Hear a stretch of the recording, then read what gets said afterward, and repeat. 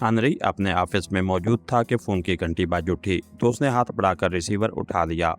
Yes, Henry बोल रहा हूँ, हेनरी ने कहा।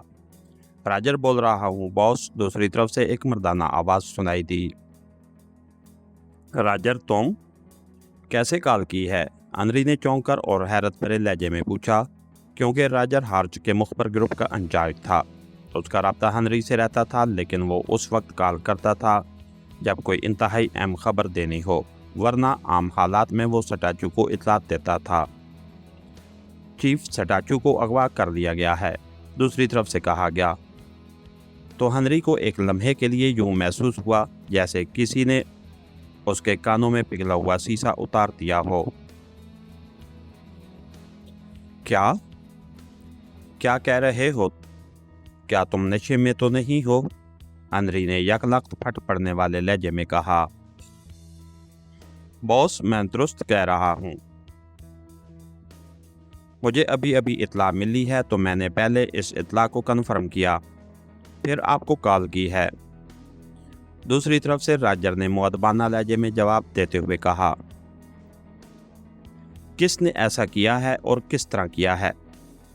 चीफ को अगवा कौन कर सकता है? हेनरी ने हैरत भरे लहजे में कहा। उसके जहन में अभी तक ये ख्याल था कि ऐसा सोचना ही मुमकिन नहीं है। यहाँ एक खुफिया ग्रुप है जिसका इंचार्ज सार्जेंट नामी आदमी है जो चीफ क्लब का मालिक है। उसके आदमियों ने यह काम किया है, राजर ने जवाब दिया। Sergeant group? लेकिन क्यों? और चीफ अब कहाँ है? हेनरी ने कहा। ये मालूम नहीं हो सका चीफ, क्योंकि चीफ अपने ऑफिस में मौजूद था कि सार्जेंट ग्रुप के 4 अफराद ने वहां रेड किया। उन्होंने वहां बेतहाशा फायरिंग की और वहां मौजूद सब आदमियों को हलाक करके चीफ को बेहोश करके वो अपने साथ ले गए हैं। एक आदमी जख्मी था, वो हलाक नहीं हुआ था। उसे बाद में पुलिस ने अस्पताल पहुंचा दिया। अब वो बोलने के काबिल हुआ है तो उसने मेरे आदमी को इत्ला दी है। मेरा आदमी अस्पताल गया तो उसने तफसील बताई। मेरे आदमी ने मुझे कॉल करके बताया तो मैं कंफर्मेशन के लिए खुद अस्पताल गया और उस आदमी से मिला। वो हमला आवरों में से एक आदमी को पहचानता था कि उसका ताल्लुक सार्जेंट ग्रुप से है। और इस कंफर्मेशन के बाद मैंने आपको कॉल किया है, राजर ने जवाब दिया।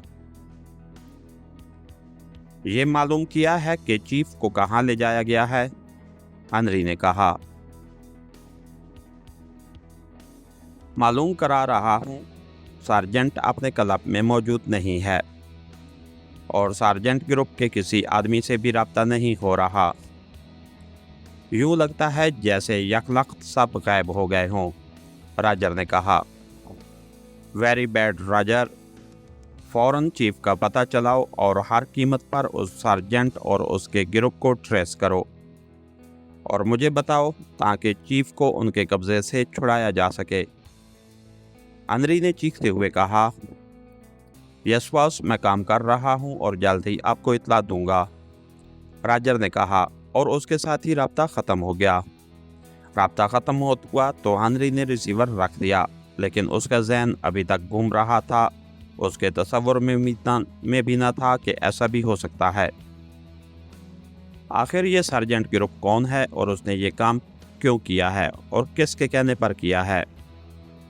हेनरी ने कहा।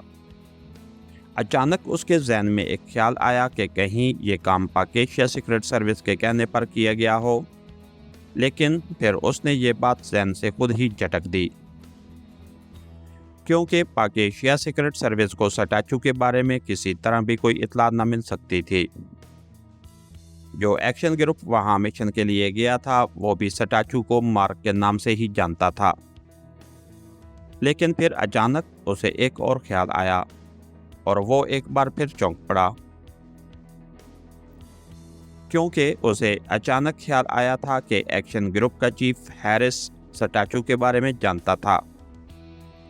इसलिए ये भी हो सकता है कि हैरिस पाकेशिया सीक्रेट सर्विस के हाथ लग गया हो और उसने ने स्टैचू के बारे में मालूम करके यहाँ सार्जेंट ग्रुप को ये काम दिया हो, लेकिन उसके पास अपने इन ख्यालात की तस्दीक का कोई जरिया न था। इसलिए वो मुसलसल बैठा सोचता रहा कि न जाने कितनी देर बाद फ़ोन की घंटी बज उठी और उसने हाथ बढ़ाकर रिसीवर उठा लिया। यस, हेनरी बोल रहा हूँ, हेनरी ने कहा। राजर बोल रहा हूँ बॉस, दूसरी तरफ से राजर की आवाज़ सुनाई दी। ओह, क्या हुआ? कुछ पता चला चीफ का? हेनरी ने बेचैन से लहजे में कहा। Yes chief. स्टैचू को रीजेंट स्ट्रीट पर वाक़या क्राफ्ट हाउस के नीचे बने हुए तहखानों में पहुंचाया गया है, राजर ने जवाब दिया।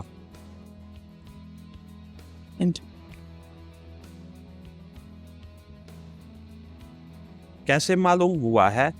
तफसील बताओ, हेनरी ने कहा। मेरे आदमी सार्जेंट ग्रुप में मौजूद हैं बॉस। मैंने उनसे रब्ता किया तो उन्होंने इतला दी कि ये कार्रवाई सार्जेंट ने पाक एशिया के किसी अली इमरान के कहने पर की है। दूसरी तरफ से राजर ने कहा तो हेनरी एक बार फिर उछल पड़ा। क्या ये कन्फर्म है कि पाक एशिया के इमरान के कहने पर यह कार्रवाई हुई है? हेनरी ने कहा। यस बॉस, राजर ने जवाब दिया। ठीक है, मैं चीफ को रिहा कराने का बंदोबस्त करता हूँ। फिर चीफ खुद ही सार्जेंट ग्रुप और उस इमरान से निमट लेगा, हेनरी ने कहा और क्रेडल दबाकर उसने रब्ता ख़त्म किया और फिर ट्यून आने पर उसने तेज़ी से नंबर प्रेस करने शुरू कर दिए। Blue bread club. रब्ता कायम होते ही एक नस्वानी आवाज़ सुनाई दी।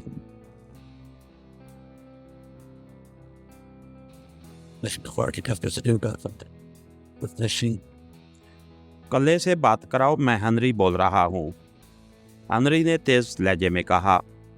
ओके, होल्ड करें, दूसरी तरफ से कहा गया। हेलो, कले बोल रहा हूँ। चंद लम्हों बाद एक भारी सी मर्दाना आवाज़ सुनाई दी। हेनरी बोल रहा हूँ कले, हेनरी ने कहा। यस बॉस, हुक्म करें, दूसरी तरफ से कहा गया। यहाँ चीफ क्लब का कोई सर्जेंट है जिसका एक ग्रुप है, क्या तुम उसके बारे में जानते हो? हेनरी ने कहा। यस बॉस, अच्छी तरह जानता हूँ, खासा मुअस्सर और ताकतवर ग्रुप है, कले ने जवाब दिया।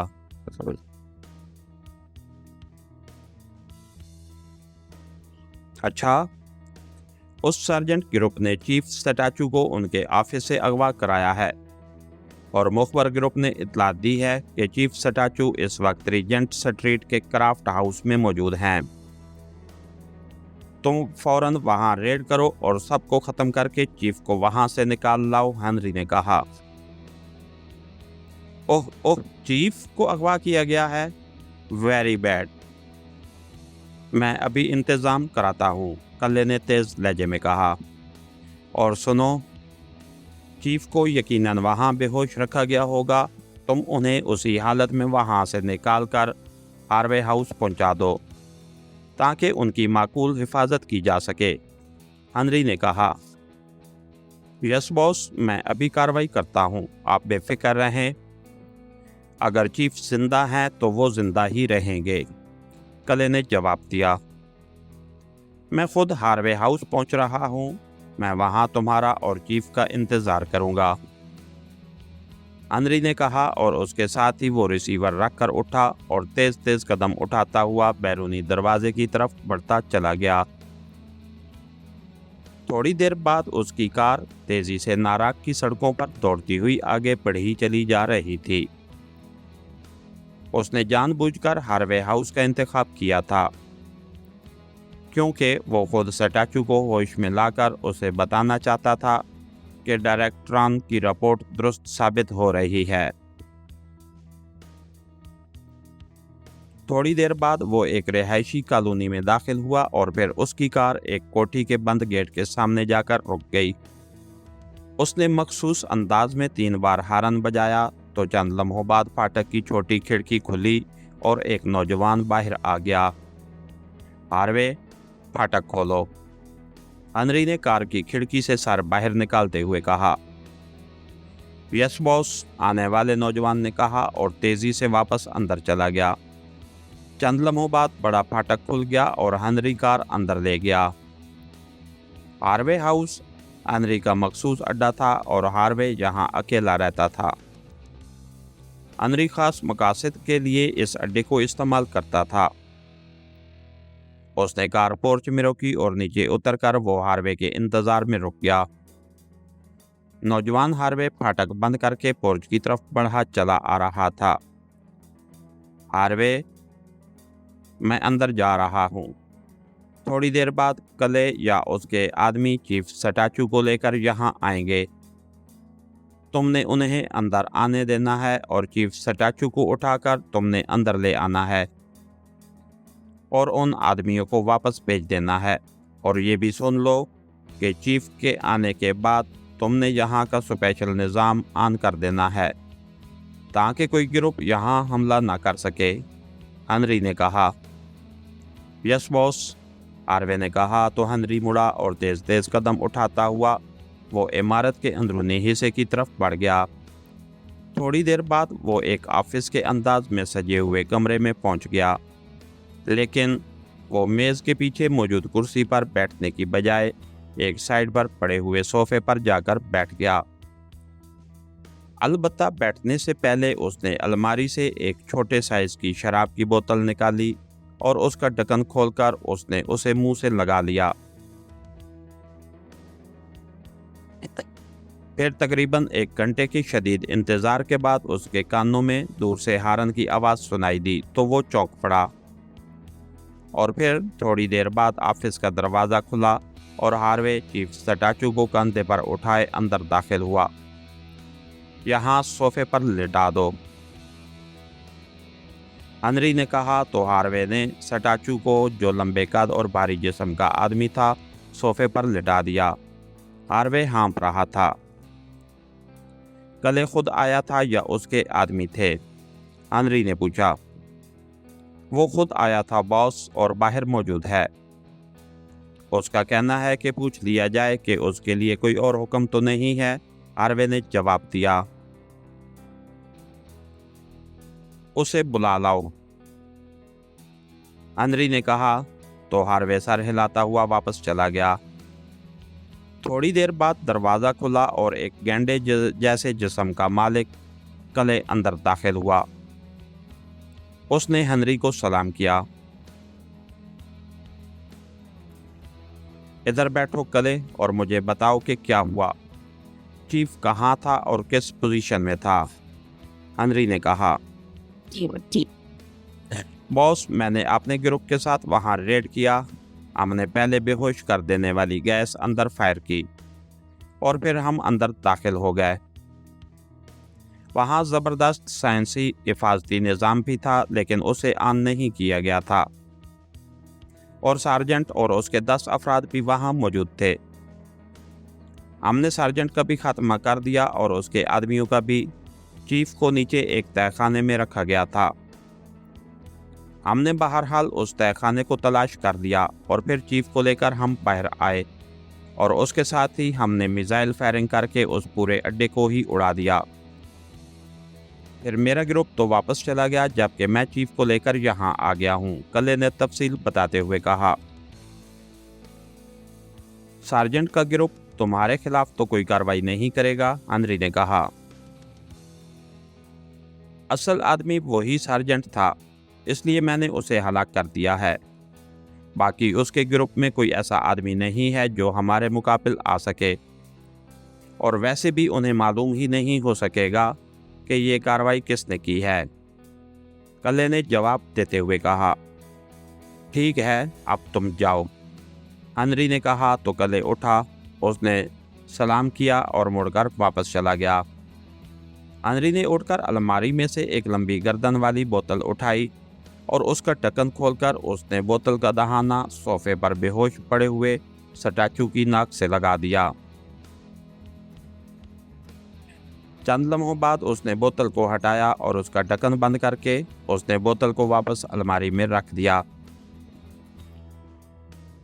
ये ऐसा एंटी था जो हर टाइप के गैस के असरात खत्म कर देता था। इसलिए हेनरी को यकीन था कि स्टैचू को जिस गैस से भी बेहोश किया गया होगा बहरहाल उसे जल्द ही होश आ जाएगा, और वो ही हुआ। चंद लम्हों बाद ही स्टैचू के जिस्म में हरकत के असरात नमूदार होने शुरू हो गए। चीफ चीफ, मैं हेनरी हूँ। हेनरी ने उठकर स्टैचू के करीब जाकर ऊंची आवाज में कहना शुरू किया। दूसरे लम्हे स्टैचू की आंखें एक झटके से खुलीं और उसने लाशऊरी तौर पर उठने की कोशिश की तो हेनरी ने उसे बाजू से पकड़ा और संभाल कर सोफे पर बिठा दिया और उस वक्त तक पकड़े रखा जब तक कि स्टैचू का जहन पूरी तरह संभल न गया। फिर हेनरी सामने सोफे पर जाकर बैठ गया। ये क्या मतलब? हेनरी, तुम? ये मैं कहाँ हूँ? क्या मतलब? मैं तो अपने ऑफिस में था, ये क्या है? स्टैचू ने इंतहाई बुखलाए हुए अंदाज में इधर उधर और सामने देखते हुए कहा। चीफ, आप इस वक्त मेरे खास पॉइंट पर मौजूद हैं। आपको अगवा किया गया था, हेनरी ने कहा तो स्टैचू बेइख्तियार उछलकर खड़ा हो गया। क्या कह रहे हो? मुझे अगवा किया गया था? ये कैसे मुमकिन है? ये हो ही नहीं सकता, स्टैचू ने हलक फाड़कर चीखते हुए कहा, और स्टैचू के उठने की वजह से हेनरी भी उठ खड़ा हुआ था। आप तशरीफ रखें चीफ, ताकि मैं पूरी तफसील आपको बता सकूं, और उसी लिए आपको इस अकेले पॉइंट पर ले आया हूं कि किसी और के सामने आपकी ये हालत ना आ जाए। हेनरी ने मुअद्दबाना लहजे में कहा तो स्टैचू होंठ खींचता हुआ दोबारा सोफे पर बैठ गया। मैं आपको शराब देता हूं, उससे आप संभल जाएंगे, हेनरी ने कहा, और मेज पर रखी हुई शराब की छोटी बोतल उठाकर उसने स्टैचू की तरफ बढ़ा दी। स्टैचू ने बोतल का ढक्कन हटाया और बोतल को मुंह से लगाकर वो खटाखट बोतल में मौजूद सारी शराब पी गया और फिर बोतल एक तरफ उछाल दी। लेकिन अब उसका चेहरा बता रहा था कि वो हैरत के शदीद तरीन झटके से बाहर आ गया है और ज़हनी तौर पर संभल गया है। हाँ, अब बताओ कि ये सब क्या हुआ है? इस बार स्टैचू ने नरम लहजे में कहा। मैंने पहले ही बताया है कि आपको आपके ऑफिस से अगवा किया गया था, हेनरी ने कहा। अच्छा, मुझे तो बस इतना याद है कि मैं अपने ऑफिस में मौजूद था कि अचानक बाहर बेतहाशा फायरिंग और इंसानी चीखों की आवाज़ें सुनाई दीं। शायद शीशे का दरवाज़ा पूरी तरह बंद न था। अचानक एक लंबे कद का आदमी नजर आया। उसने पैर मारकर दरवाज़ा खोला और कोई चीज़ फर्श पर फेंक दी, और उसके साथ ही मेरा ज़हन तारीकी में डूब गया, और अब यहाँ पहली बार मुझे होश आया है, स्टैचू ने कहा। यस बॉस, ये काम चीफ क्लब के मालिक और मैनेजर सार्जेंट के ग्रुप ने किया है। आपके ऑफिस के तमाम अफराद को हलाक करके वो आपको बेहोश करके ले गए। राजर मुखबरी का नेटवर्क चलाता है। उसे इत्ला मिल गई, उसने मुझे इत्ला दी तो मैंने राजर से कहा कि वो फौरी तौर पर मालूम करे कि आपको कहाँ रखा गया है। उसने मालूम कर लिया तो मैंने कले को कॉल करके वहाँ रेड करने और आपको वहाँ से सही सलामत यहाँ ले आने का हुक्म दे दिया, और मैं खुद भी यहाँ आ गया। फिर कले आपको वहाँ से यहाँ पहुँचा गया। सार्जेंट खुद उस पॉइंट पर अपने साथियों समेत मौजूद था। कले ने वहाँ रेड करके सार्जेंट और उसके तमाम साथियों को हलाक कर दिया। वहाँ आपको एक खुफिया तहखाने में रखा गया था। उसने खुफिया तहखाना तलाश किया और आपको वहाँ से निकाल कर यहाँ पहुँचा गया, हेनरी ने तफसील बताते हुए कहा। ये सार्जेंट कौन है? और उसने क्यों ऐसा किया है? सटाचू ने हैरत भरे लहजे में कहा। बॉस, राजर ने यह भी मालूम कर लिया है। सार्जेंट ने पाकेशिया के एक आदमी अली इमरान के कहने पर यह हरकत की है। हेनरी ने कहा तो सटाचू बेइख्तियार उछल पड़ा। क्या क्या कह रहे हो? अली इमरान के कहने पर? लेकिन अली इमरान को कैसे मालूम हुआ कि मेरा कोई ताल्लुक हार्च से है? उस बारे में तो सिवाय चंद अफराद के और कोई नहीं जानता, सटाचू ने हैरत भरे लहजे में कहा। बॉस, मैंने भी इस बात पर अपने तौर पर सोचा है। आपके बारे में एक्शन ग्रुप का चीफ हैरिस जानता है। यकीनन वो उस इमरान के हाथ लग गया होगा, हेनरी ने कहा। हैरिस? इमरान हाथ लग गया है?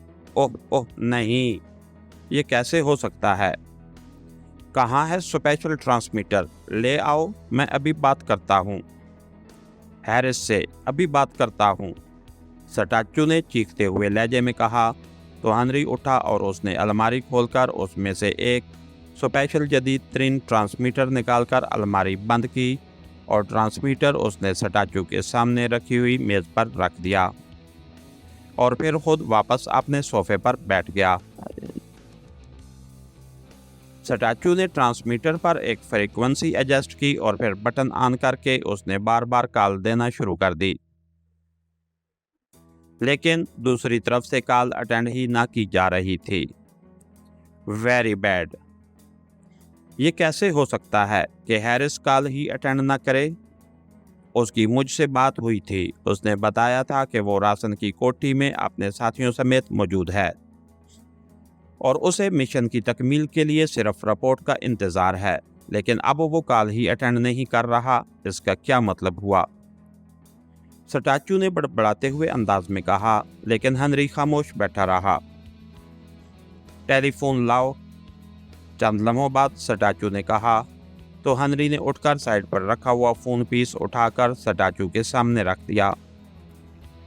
सटाचू ने रिसीवर उठाया और फिर इंक्वायरी के नंबर प्रेस करके उसने इंक्वायरी से पाकेशिया और पाकेशिया के दारुल हुकूमत के यहाँ से राब्ता नंबर मालूम किए और फिर क्रेडल दबाया और ट्यून आने पर उसने नंबर प्रेस करने शुरू कर दिए। Leave club. राब्ता कायम होते ही एक नस्वानी आवाज सुनाई दी।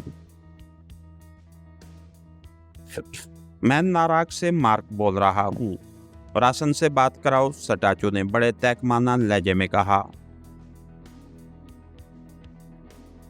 चीफ तो कहीं रोज से कहीं गए हुए हैं, आप उनके असिस्टेंट आर्थर से बात कर लें, मैं मिलवाती हूँ, दूसरी तरफ से कहा गया। तो सटाचू ने बेइख्तियार होंठ खींच लिए। हेलो, आर्थर बोल रहा हूँ, चंद लम्हों बाद एक मर्दाना आवाज सुनाई दी। मैं नाराग से मार्क बोल रहा हूँ, राशन कहाँ है? सटाचू ने कहा।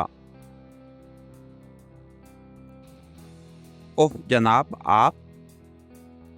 आपका नंबर मेरे पास नहीं था और बॉस राशन भी कई रोज से अचानक अपने ऑफिस से गायब हैं और फिर एक बार उनकी कॉल आई, उसके बाद उनका पता ही नहीं चला।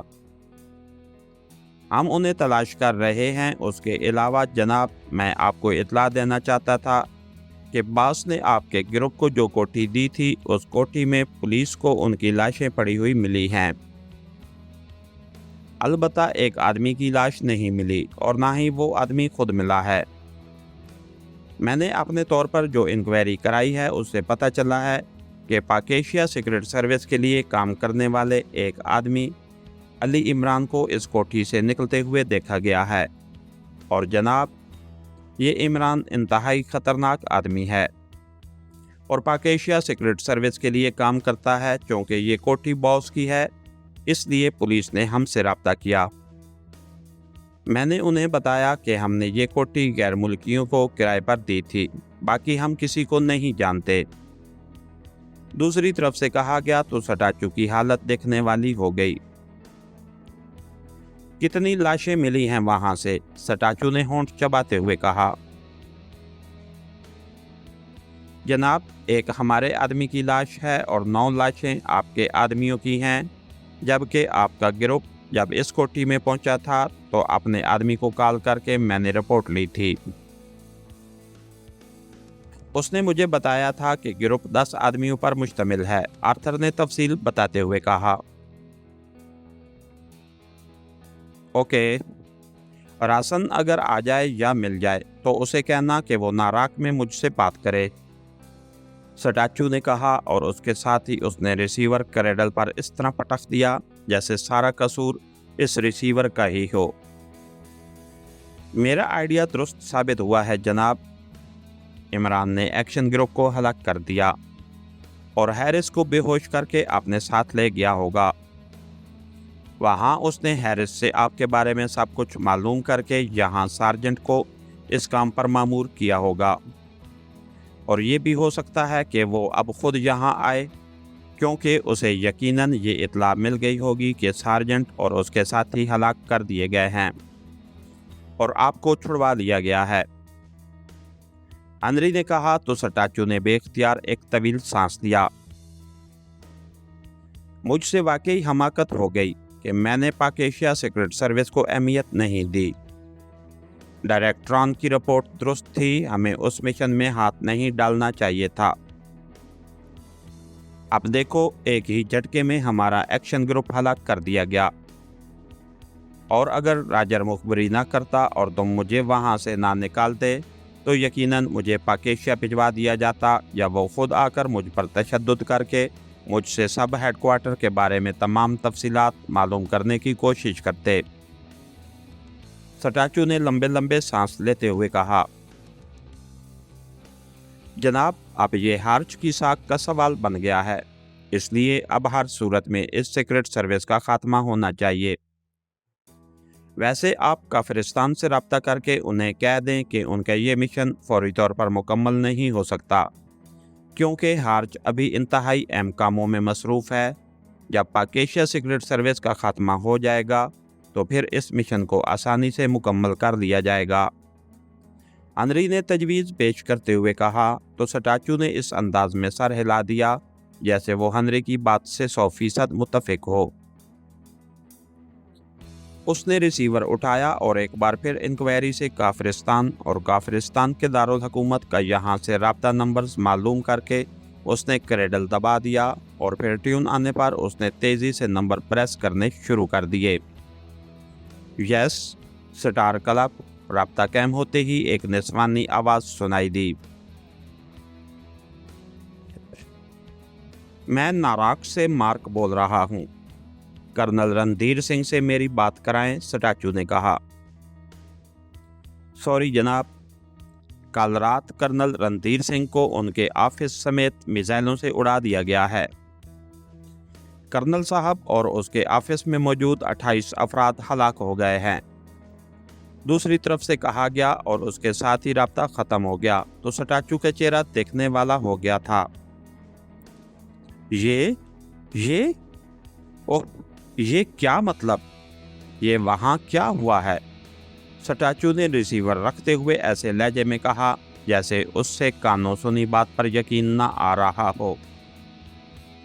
अब मैं क्या कहूँ बॉस, बार बार अपनी बात दोहराना नहीं चाहता। ये कार्रवाई भी यकीनन पाक एशिया सीक्रेट सर्विस की ही है।